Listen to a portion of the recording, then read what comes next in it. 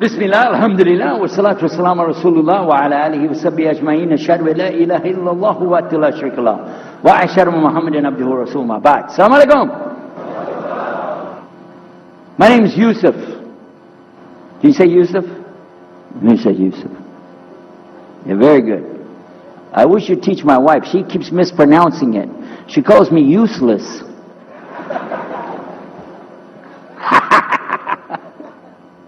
Alhamdulillah. Now, how many of you were in the program today? I was teaching us, trying to teach about how to call the people to Islam called da'wah. I just used an example what I was telling you about. Remember I was telling you when you introduce yourself to somebody, you got to get friendly with them. So I just used an example right there. Because this will disarm the people.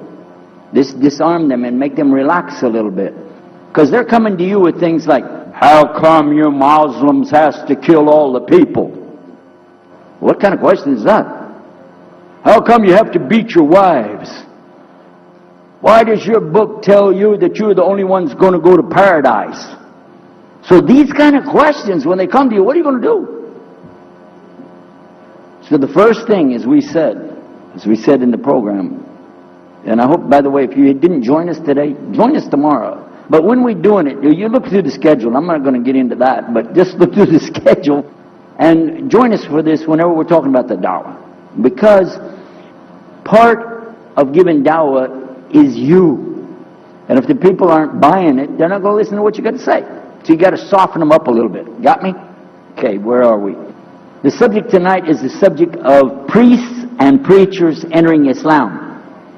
And often people ask me, we heard about you used to be a priest or something and you came into Islam, so, tell us about it. We want to know, how does that happen?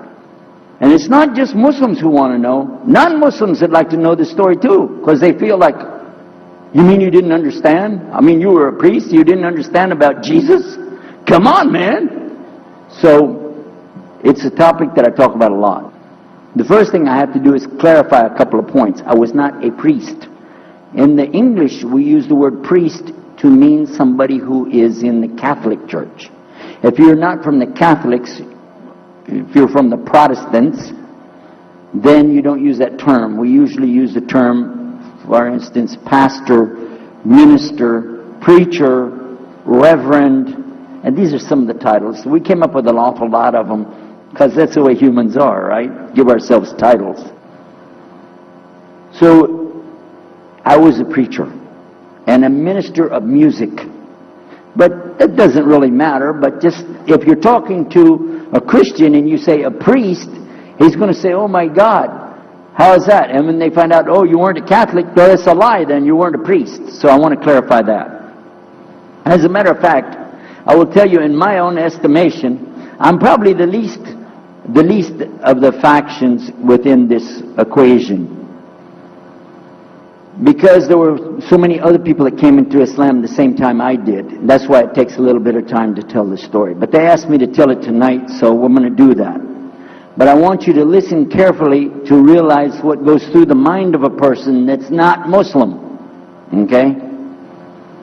And I usually start out by telling people that my father and I were both ministers, and both of us were also businessmen. In the reverse order. We were business first and preacher second. Got me? Because, well, as they say, business is business. And that's exactly how it worked. We operated mostly in Texas. We had a place in San Antonio, Houston, and also in the Dallas area. And we were very concerned about Christian conditions. So my father started something called Concerned Christian Centers. And basically, if you look at it from a material point of view, it was a place to sell stuff. But what we would do is take consignment things in. People could bring things into us, and then we would sell it and keep part of the money. And keep a lot of the money. But anyway, they would bring in what they make with their hands, arts and crafts. And a lot of old women, they like to sit around and make things, then they give it to us. And this helps the church, which is called the church, and then it helps them as well. So it became like business and religion tied together, and that's very common in our country. At one point, my father told me, we're going to start doing business with a man from Egypt. Well, I said, well, look, this is great. International sounds good. We can put this in our business card. We're international. He said, and this man, he's from Cairo, Egypt. And that's where, if you know, they have the Nile River. They have those big pyramids. They have the Sphinx, Abu Hul. You know, they got everything. I'm saying, oh, this is good. He said, and he's a Muslim. I'll never forget it. I've told the story many times, but it's just like it happened yesterday. I'm standing in between the kitchen, in the dining room and the living room area. You know, like this when we're talking, and I just stopped like this. I said, what? A Muslim? No way. No way do I want anything to do with that. Dad, come on, you should know better than anybody.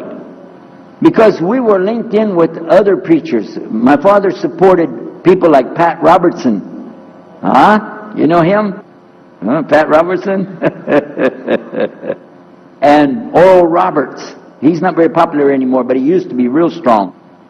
And his ministry up in Tulsa, Oklahoma.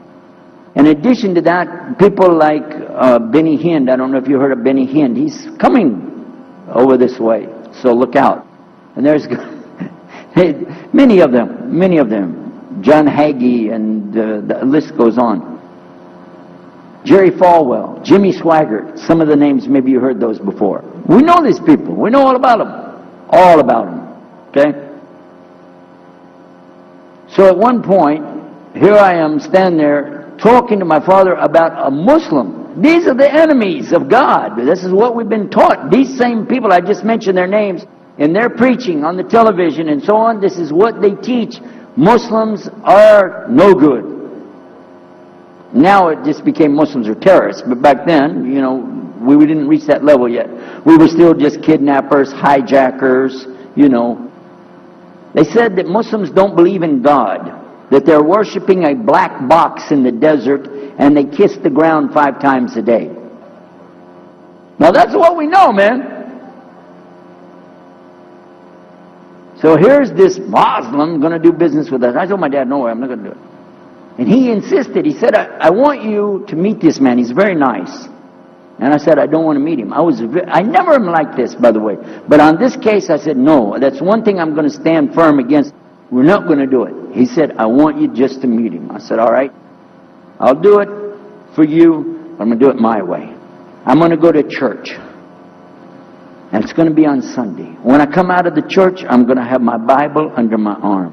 I'm going to have the salib. I used to carry a big cross. I'm going to have my cross with me. And I'm going to have my hat that says, Jesus is Lord.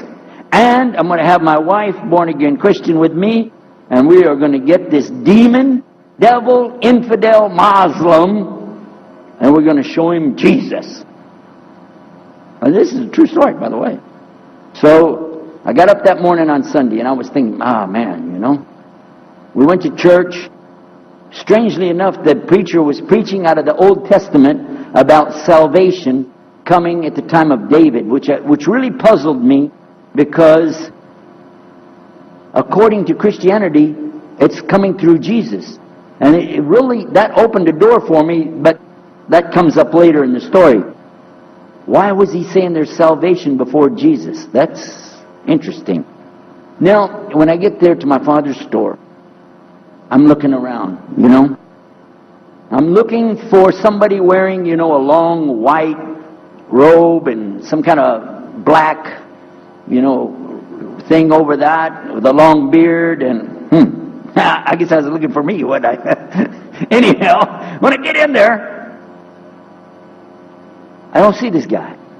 By the way, imama, sword, everything. Ayatollah Khomeini, maybe. This is what I have pictured. I said, where is he? I'm ready. My father said, he's over here. I said, where? He said, here. I was a normal guy. He was normal. He didn't have a beard. He didn't have any hair at all. How do you do? I told him my name. He introduced himself. His name is Muhammad. I said, how do you do?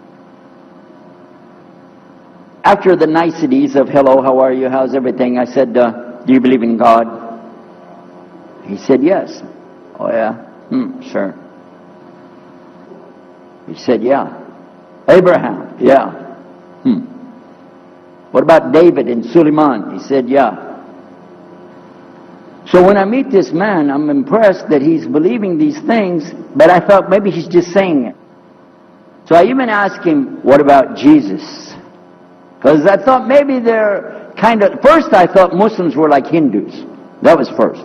And then when he said he believed in some of the things of the Bible, I said, okay, maybe they're like Jews. So that's when I said, yes, but what about Jesus? Do you believe in Jesus? And he said, yes. I said, okay, wait a minute. This is going to be easy. I can convert this guy. So I agreed that we're going to do business with him.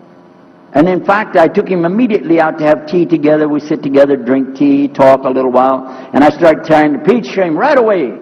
I'm in the Bible. I got it right there. Flip it open. Genesis. Let's talk about Abraham. What do you know about Abraham? Abraham, he had 2 sons, you see. And blah, blah, blah, blah, blah. And I'm doing all the preaching to him. You imagine this? And he sat there. Okay. He's a graduate of Allah's heart. And he's, like this. Get me? You know what I'm saying? Well, it happened that during Ramadan, some of his friends that he was staying with, they had to move their apartment around or something, and he was going to go stay in the masjid for itikaf in Ramadan. It's normal. We didn't understand. I thought he has nowhere to go, and I told my dad, this man has nowhere to go. And my dad said, no, he's got money. I said, no, he doesn't. Daddy, I'm telling you, he has no place to go. I heard him say he's going to go live in the mosque. To a Christian, if you're going to live in the church, that's the worst. So I said, let me offer that he can stay at our place. And my dad said, no, you don't do that. That's not right. I said, no, I'm going to offer it to him. I went to him and I said, how would you like to come stay at our place? He said, no, I want to go and stay there. I want to stay in the mosque, and it's something good. I said, oh man, look at this poor man. Oh my God. He doesn't know, poor soul. Please come and stay in our house. And he said, no, I can't. I need to go stay with her. I said, I'm scratching his dignity. So I told him, listen, no. I want you to come and you can pay. You can pay money and stay with us. He said, how much? I said, $15 a week. Which in America is like nothing. $15 is nothing. I said, and then he kind of hesitated. I said, and we'll pay for all the food. Well, you eat $15 worth of food in one day in America. He said, okay, all right. And I told my dad later, I said, see how I did that? Because now he'll stay with us. He knows he's getting a good deal on the food, and I was making it all about money. Well, I didn't know he wanted to come and stay with us. He wanted to learn about how are Americans and how is the dawah going to be. What do we believe? Especially people who are preaching. So he came and stayed in our house. And I said, well, now that's good. I'll travel with him and go with him in places, and he'll see and he'll learn about Christianity. As we were traveling and working together, we put up tables just like this and booths and things and set things out for people to come and look at them and sell things. And I caught him one time.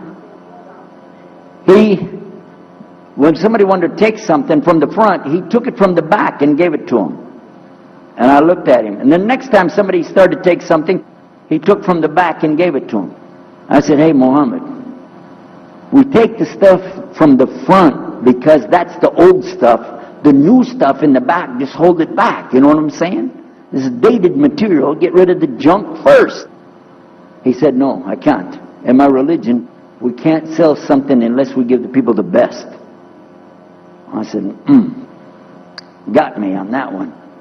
And I'm supposed to be telling him about a better deal. I said, okay, yeah, whatever. You're never going to make any money, though. But that's all right. Over a period of time, I came to learn a lot of things. Also about being humble. A lot. Because this man was obviously well educated, very articulate, could really talk about a lot of subjects. In fact, I tried to debate with him about many things, but he was so wise and well educated that he could see what I was doing, and he would take it easy and let me win every debate. I could win any debate with him if he wanted me to. But if he wanted me to lose, I was going to lose. This was how well he could handle it. Now what happened, one of the preachers that I knew, another preacher, who used to carry a big cross and walk down the street so people would stop and talk to him about religion, he had a heart attack and he went to the hospital. So I went to the hospital to visit him, and when I was visiting him, I met another man in the hospital who was in a wheelchair. This gentleman had a problem. He didn't want to talk to anybody. And I told him, let me witness to you. Let me share the message of Jesus with you. So I took out my Bible, and again, I started telling him about a prophet, Prophet Yunus, alayhi salam. And I'm telling them, look at Jonah. He's in the belly of the whale. He's in the sea. He's down there like this, and who knows how long. And suffering like this, you don't have as big a problem as that. And God saved him, so he could save you too. He said, didn't want to talk to me. I asked him, what's your name? He didn't want to tell me. Where are you from? He said, I'm from Venus. I said, what's that? Well, we do have, there is a Venus, Texas, by the way. But he said, you know, he's from another planet. So I kept, each time I would go, I would talk to him, witness to him. Finally, one day, he started crying. I was pushing his wheelchair around. I took him down, I rolled him around different places. He started crying one day. He said, I'm going to confess something to you. I need to confess something to you. Now, to a Catholic, confession means you're going to tell the priest all your sins. And then he's going to forgive you. Well, I wasn't Catholic. And I told him, listen, I'm not Catholic and I'm not a priest. I'm a preacher. He said, I know better than you do. I am a priest. I said, oh my God. This man is a priest and he knows the Bible better than I do. He said, I just have had a hard time. I've been here and having heart attacks and I've been having problems and everything and trying to figure out a lot of things. He said, I'm sorry I took it out on you. I really am. I apologize. And he started crying. And when he started crying, I felt sorry, you know. I hugged him and I said, it's okay.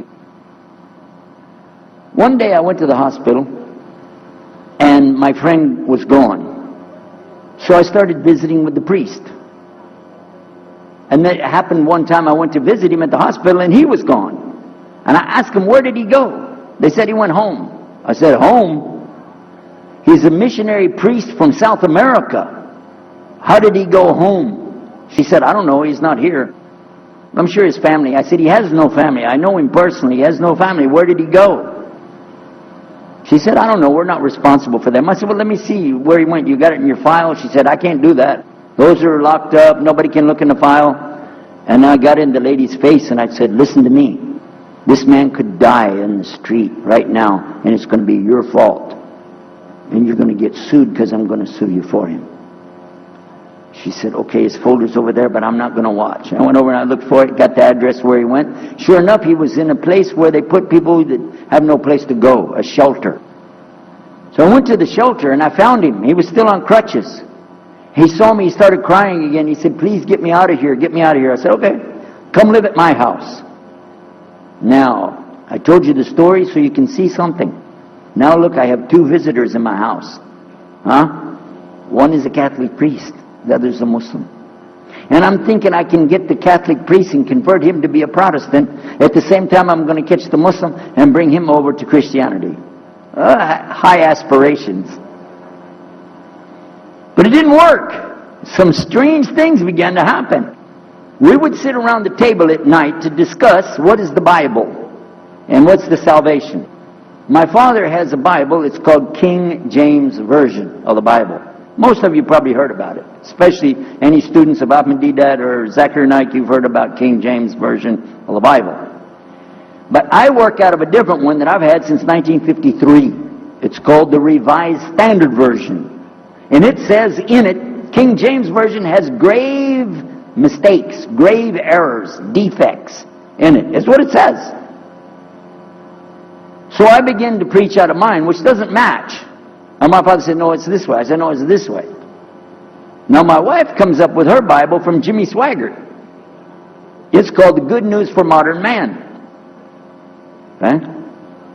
Totally different. It's written in modern vernacular. You can just, say anything you want to with it. You don't even recognize the Bible anymore. The Catholic priest, he's got another Bible. An older Bible with 73 books, we're working out of 66 books. And his is not even the same in the verses. It doesn't match up at all. And I never even knew about this subject until then. And he's saying this, and I'm saying that. My father's saying something else. My wife's on something else. And all the time, Muhammad the Muslim is sitting over there like this. So we asked him. I guess it was me. I asked him. I said, well, how many versions of your book, your Quran, do you have? He said, the Quran has no versions. There's only one. It's original. It's in the Arabic language. ذَلِكَ الْكِتَابُ لَا رَيْبَ فِيهِ. This is the book that has no doubt. Hudal al-Muttaqin. It's guidance for those who have taqwa for Allah. This shield or taqwa that you have to have between you and Allah subhanahu wa ta'ala. And only certain people are going to get the huda, hidayah, ihdina, from this Quran. These people that have the taqwa. So when he's telling us that the Quran is one, I'm going, huh? And it's in the original language, we still have it. You know what I was thinking? He's lying. I was sure he was lying because he could see the problem we were having, and he just sat back and made that up. But I don't know Arabic at that stage, so I don't know what to say. You know, maybe, I don't know. And he left it at that. He didn't try to preach. But it put a big doubt in my mind now about, we got all these books, he's got one, and La rayba fi, no doubt in it. So another time we had another discussion that came up. Now this time I went to the other preacher who had the cross. And I was asking him, I want to be able to explain the Trinity. He said, you know the Trinity. I said, yeah, I know. And I know the Council of Nicaea when we had it. But I want to know the way to explain it so a human being can just understand it. He said, okay. It's like an apple. Just take an apple. The apple has a shell around the outside, the skin. Inside is the meat. Inside of that is the seeds. Okay? 3 things, 1 apple. That's the way. I start going back. I'm going to tell this Muslim about the Trinity. But on the way, I remember his arguing with me, his way of debating with me. I said, no, he's going to tear me apart. As soon as I say seeds, he's going to say there's more than one. So it could be 7 or 8 or 9 or 10 gods all rolled into one. No. It's got to be special. It doesn't work like that. Let me go back and try again. So I went back to him. I said, what if he says there's more than one seed in there?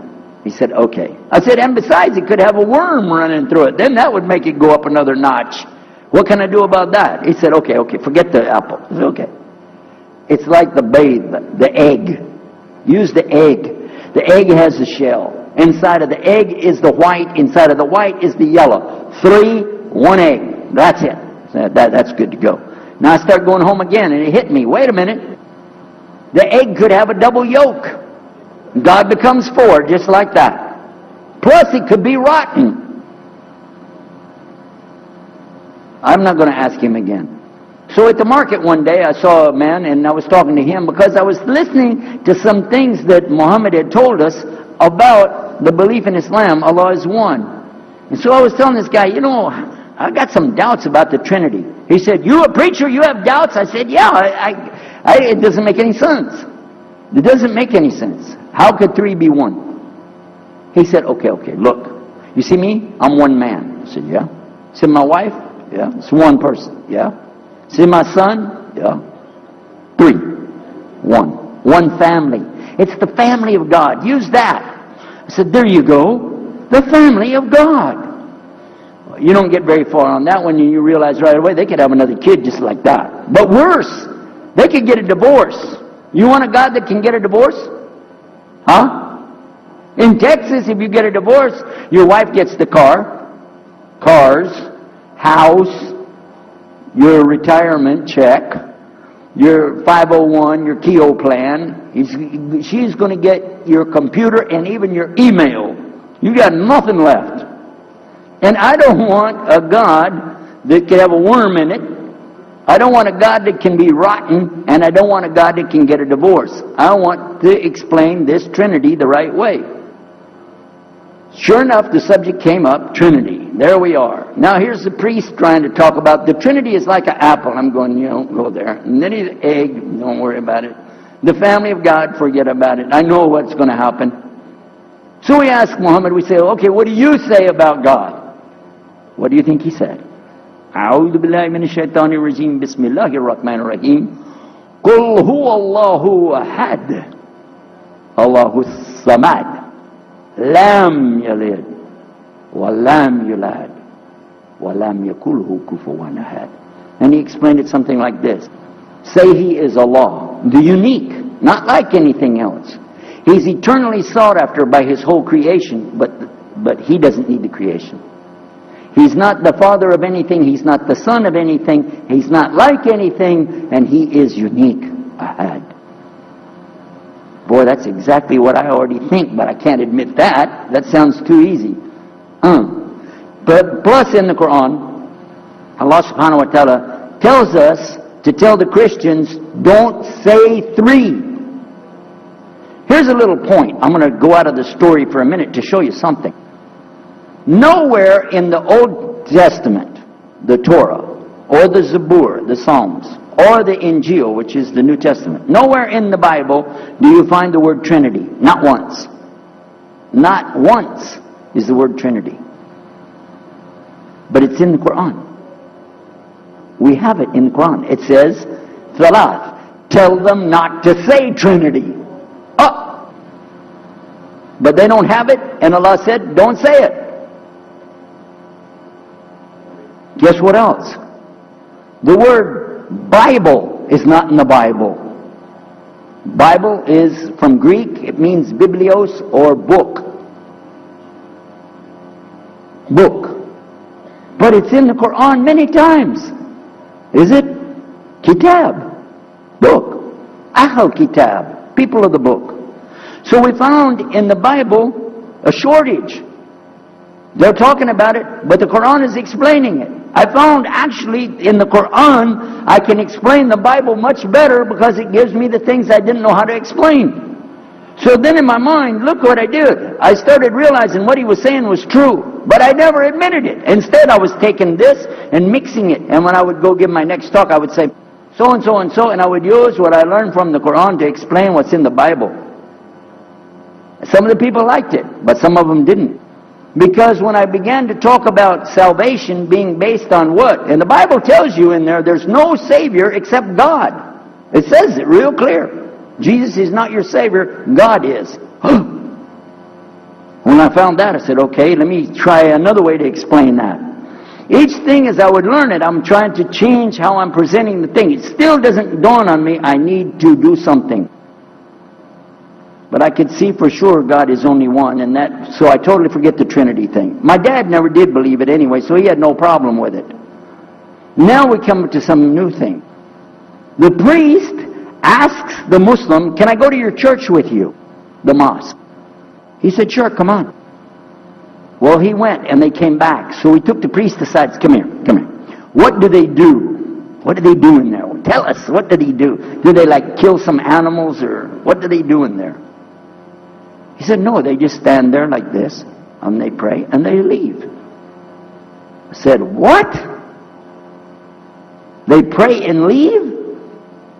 I said, yeah. Okay, what kind of music do they have? He said they didn't have any music. No music? How in the world are you going to worship God without music, man? So I asked him, Muhammad, you guys don't have any music? He said, no.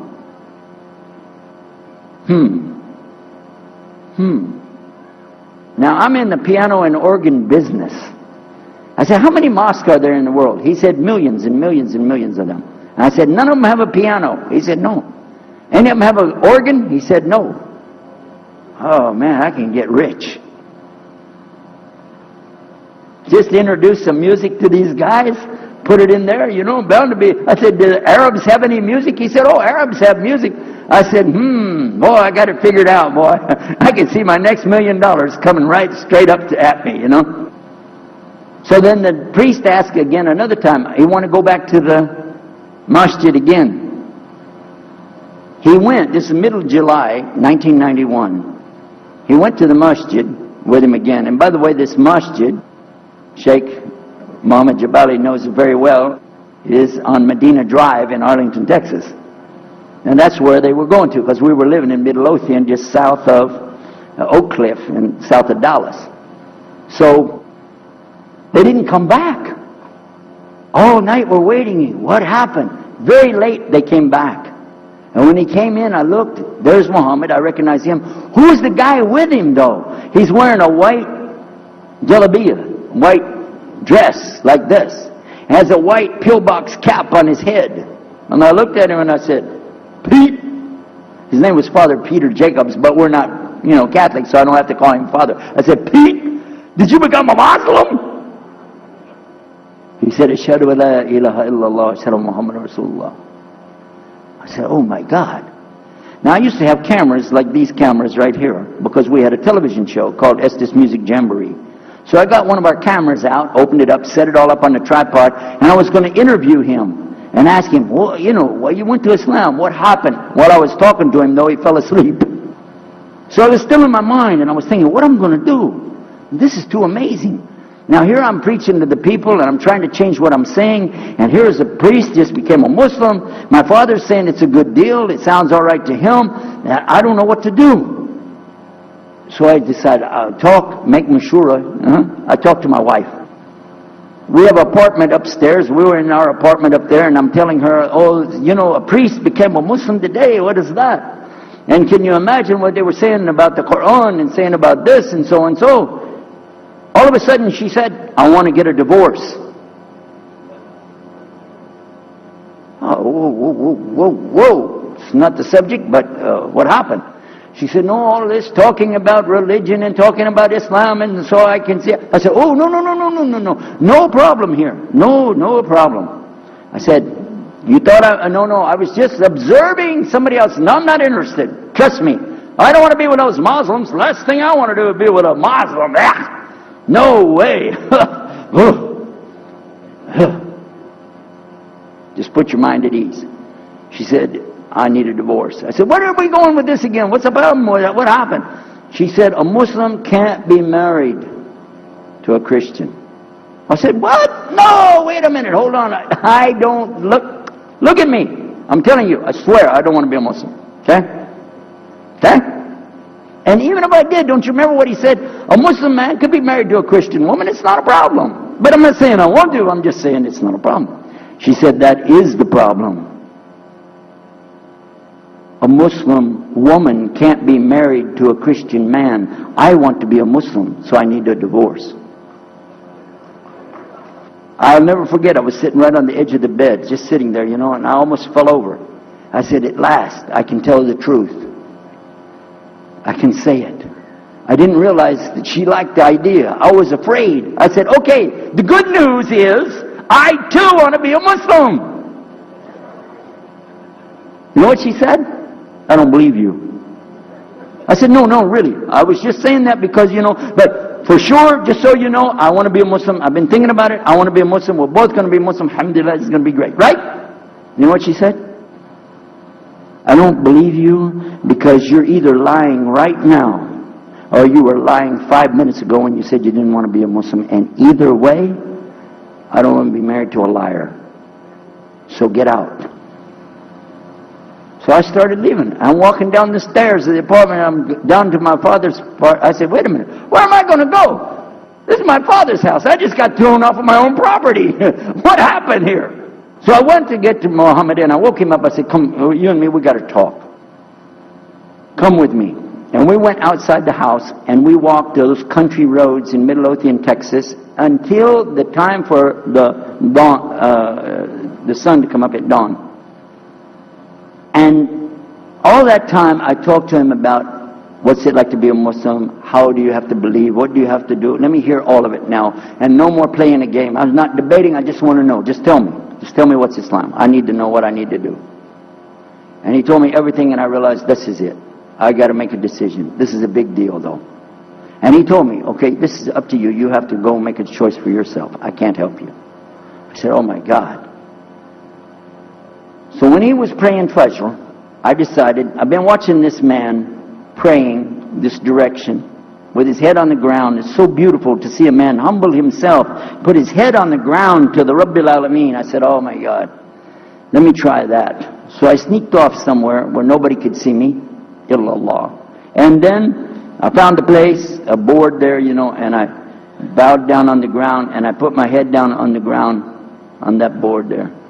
And by the way, I'm pretty good at speaking, especially in prayers. I used to make so long a prayer, they wouldn't let me say the prayer at Thanksgiving because the food would be cold. Okay? So, but I put my head on the ground and only these words came, no more words, just this. Oh God, guide me. That's it. And I was thinking, well, I got to say more than that. Nothing. Oh God, if you're there, guide me. That's it. After a while, I sat up and I looked around. There wasn't any fancy rainbow. It wasn't birds flying around. There was no big signs from above. There was no music, angels, harps, nothing like this. It was just a cloudy day in Texas. But inside, I could realize I had to make some changes. To me, that's what I need to do. There's the problem, it's inside of me. Within a few minutes, it became clear what I needed to do, and I had to develop an idea of how to pull this off. I talked to my wife, I talked to my father, I made a bath, and at 10 o'clock that morning, in Midlothian, Texas, I went in front of this man named Muhammad, and this new man named Yahya, who used to be the priest, and I said, Ashhadu an la ilaha illallah wa ashhadu anna Muhammad Rasulullah. Immediately after that, my wife did her shahada. Ashhadu an la ilaha illallah, ashhadu anna Muhammad Rasulullah. A few months later, my father did his shahada. Ashhadu an la ilaha illallah, ashhadu anna Muhammad Rasulullah. Step by step by step, we saw so many people enter into Islam. We wanted to tell the whole world what is Islam. We wanted everybody to know the real Islam. I said, how could this escape our knowledge? How could we not know about this great and wonderful thing called Islam? And it looks like all we got to do is just tell the people. I went to the imam of the masjid there and I told him, let's tell the people. Then I found out something else about us as Muslims. And that's why we've got this convention here right now. This is why we have the exhibition. So you're going to use this week to learn how you can become, inshallah, the best Muslim you can be, and how you can show the real Islam to the people that are not Muslim. This is your duty. This is your duty. This is your language. This is your people. Just as it's my duty to give the message to my people and my language. And so the same way, it's your duty to give the message to your people. Allah will not ask you if they made shahada, but He will ask you if you delivered the message. Alhamdulillah, today, I can tell you with no doubt in my mind, we have seen thousands of people give shahada. Several hundred at a time. And I don't do it through debates. I don't need to debate any Christian. I was a Christian. I am a Muslim. If you want, I can give you both sides. Easy. Okay? I'll play both parts. I'll be the Christian and tell you this, and then I'll be the Muslim and give the answer. And there won't be any argument. And I've done that so many times. And let me share one story with you before I end. I'm going to leave now. Inshallah. I was telling the brothers today that I was asked to give a talk in a church in Hagerstown, Maryland, just outside of Virginia. This was in 1999, and I went there and I gave a talk in the church on Sunday. Because I know how to address the people. How many years was I a Christian? 50 years? I know what they want to hear. Get them ready, and they said, oh, wow, this is normal preaching. But then when I came to the part, La ilaha illallah, I stayed on La ilaha illallah until they said, yes, that makes sense, it makes sense. There was one old lady that she was saying yes. Afterwards she said, yes, but I just don't want to do it the way you're telling me. Okay? But guess what else happened? 2 people did shahada right there. Hello? In the church. In front of their preacher. They said, yes, we agree. We like this. We want to know more. And we say there's only one God to worship. Shahadu la ilaha illallah. In front of the preacher. And one of them was his daughter. I took them to the masjid and they did shahada in the masjid that afternoon, a Sunday afternoon. And later the boy, he married the girl. There are Muslims living there now. Now, may I ask you a question? If I would debate and argue with this preacher and made him look stupid, would he ever bring me back again? No. I'm going to ask you a question. If you were at a place and you saw somebody change their religion to another religion in the temple of that religion, and the father was the priest there, what would you think? Is that man ever going to call me again? Do you think he'd call me again? 3 months later, he called me again. Come back again. We really enjoyed it so much. I said, how's your daughter doing? I want to remind him, see what he's going to say. He said, well, she's doing fine. She likes Islam. It's very nice and lovely. She treats us so good. You know, we're amazed at her personality. We love you guys. Could you please come back again? And I did, alhamdulillah. So I'm just showing you that it's not guidance from me, not guidance from you. It's guidance from Allah. Allah guides whom He wills. Whom He wills. So we ask Allah to guide me, all of us, and all the people. And whoever He guides, they'll be fine. But whoever Allah doesn't guide, they got a problem. Serious problem. Our job here is to do one thing. Communicate the true message. If the people don't want it, that's your choice. That's their choice. You don't have to take it. But it's our responsibility in putting this on, all the scholars that are here, it's their responsibility to tell us what's the truth in Islam and let us see for ourselves. And that's what we're going to try to do through this week. So I need you guys to listen to me. You have to participate. Your side of it. Your side of it is to show up every day. And your side of it is to bring other people. Jazakumullah khair. Wassalamu alaikum wa rahmatullahi wa barakatuh.